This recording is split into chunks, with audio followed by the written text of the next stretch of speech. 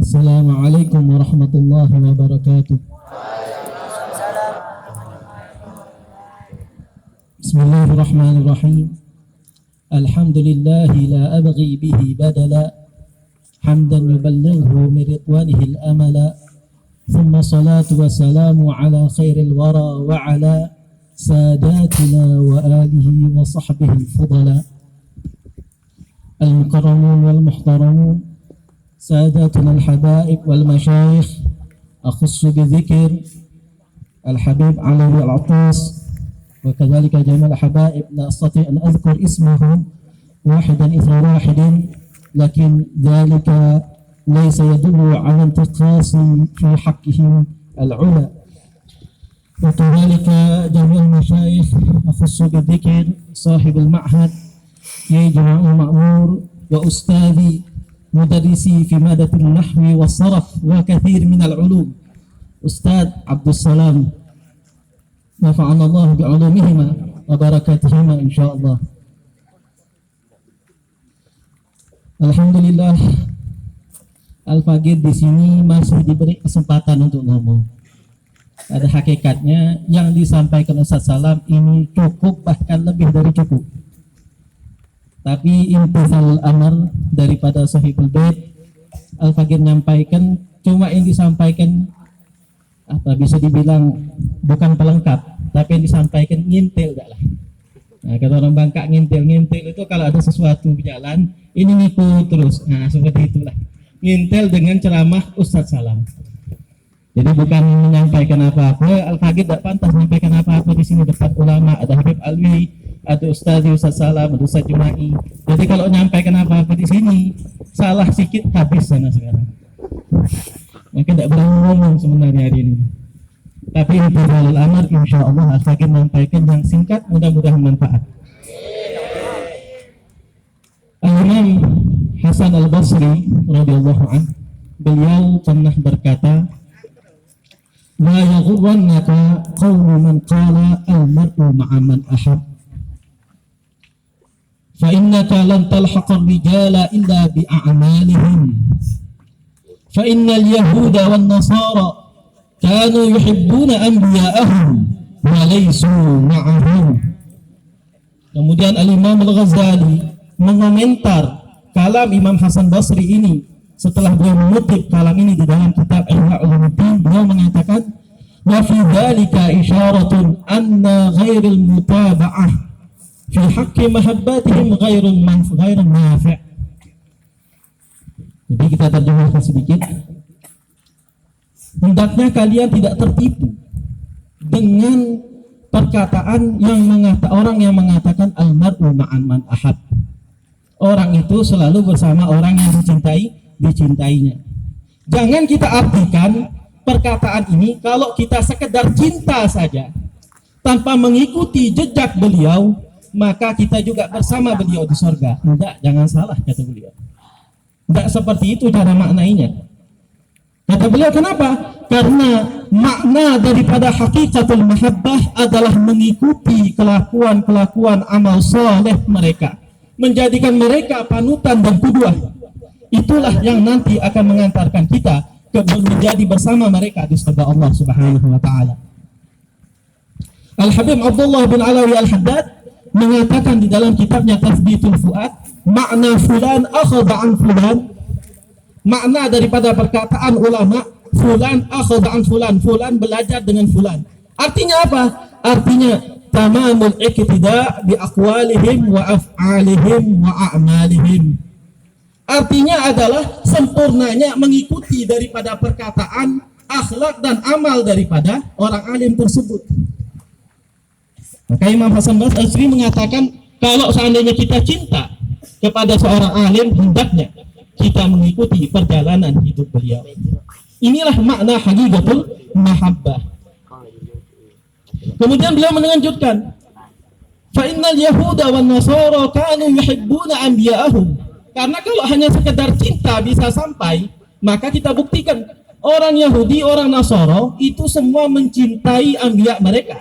Sampai mereka puji-pujikan, mereka agung-agungkan, bahkan mereka rela untuk tidak beriman kepada Nabi selain dari Bani Israel demi bentuk mengungkapkan rasa cinta mereka kepada Nabi mereka, walaupun ini salah. Akan tapi kata beliau, walaisu ma'ahum, tapi para Bani Israel tidak pernah nanti di akhirat bersama para anbiya mereka.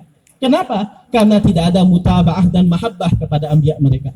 Karena kalau mereka mahabbah dan mutaba'ah kepada anbiya mereka, mereka akan beriman kepada Nabi Muhammad SAW dan menjadi orang muslim yang nantinya akan bersama Nabi kita Muhammad SAW dan nabi-nabi mereka di surga. Tapi karena cinta mereka bukan cinta yang sejati, mereka tidak pernah mengikuti Nabi kita Muhammad SAW. Kemudian Imam Ghazali mengatakan dalam hal ini ada isyarat. Kalau sekedar ngomong cinta saja tanpa ada pembuktian dengan mengikuti, ini tidak benar, tidak manfaat.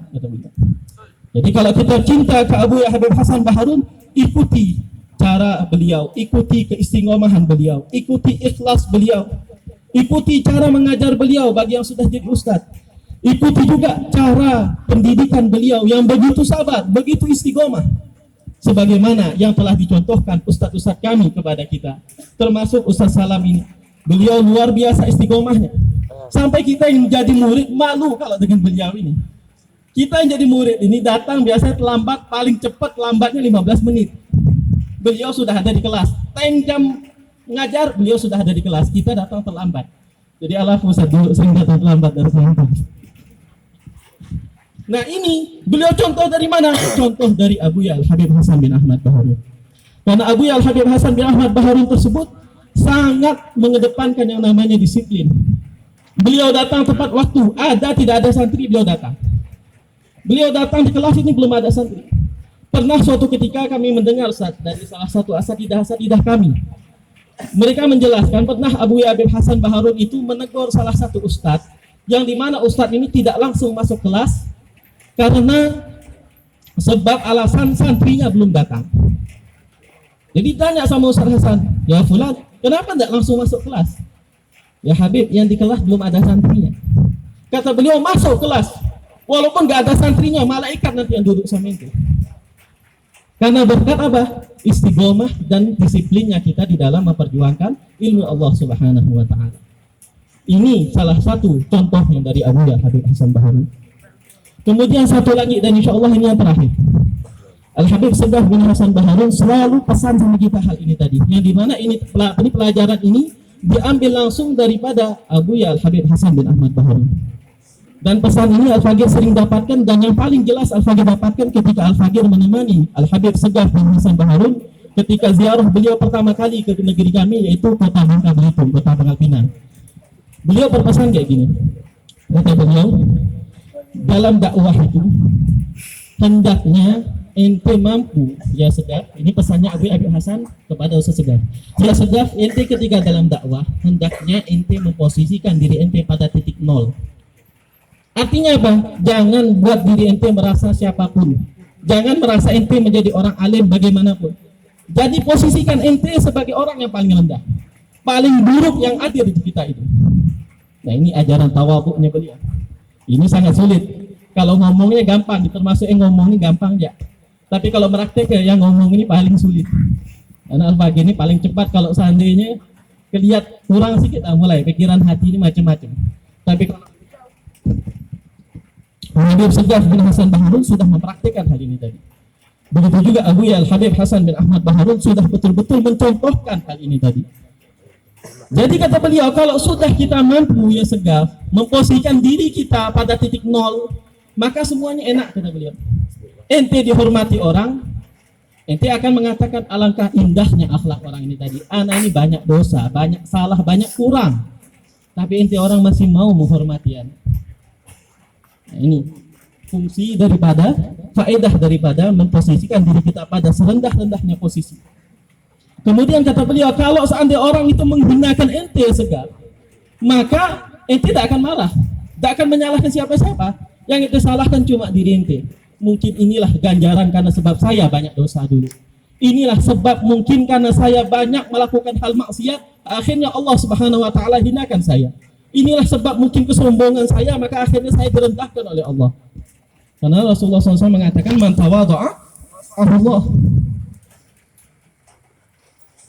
Dan ini adalah pesan yang betul-betul luar biasa berkesan, sehingga seharusnya seluruh da'i, wabil khusus Firrij Abuya Al-Habib Hasan bin Ahmad Baharun dan Al-Habib Zain bin Ahmad Baharun, seharusnya betul-betul menanamkan hal ini pada diri mereka, sehingga mereka betul-betul menjadi da'i yang ikhlas, da'i yang hanya mengharapkan ridha Allah Subhanahu wa taala, tidak peduli tentang medan dakwah yang mereka temui, tidak peduli apapun perlakuan orang pada mereka, selama mereka di jalan Allah Subhanahu wa taala, mereka tidak akan pernah toleh kiri toleh kanan. Intinya adalah menyampaikan amanah dari Allah Subhanahu wa taala, ini menyampaikan ajaran agama, dan tanpa harus mempertimbangkan bagaimana perlakuan orang setelah beliau mereka menyampaikan. Mungkin ini yang Al-Faqir bisa sampaikan, dan mudah-mudahan nasihat ini Al-Faqir tujukan kepada diri Al-Faqir pada khususnya, karena diri Al-Faqir lebih butuh kepada nasihat yang Al-Faqir sebutkan daripada orang lain. Kemudian mudah-mudahan Al-Faqir sampaikan ini bisa menjadi manfaat, hanya sekedar berbagi faedah, bukan menggurui, tapi hanya sekedar berbagi faedah yang kami dapat dari guru-guru kami. Mudah-mudahan ini bisa menjadikan kita manfaat dan dijadikan kita semua du'at mukhlisin wa minal mutakallimin bil lughati sayyidil mursalin wa ala hadinya wa ala kulli niyatin salihah wa ila hadratin nabi Muhammadin sallallahu alaihi wasallam. Al-Fatihah.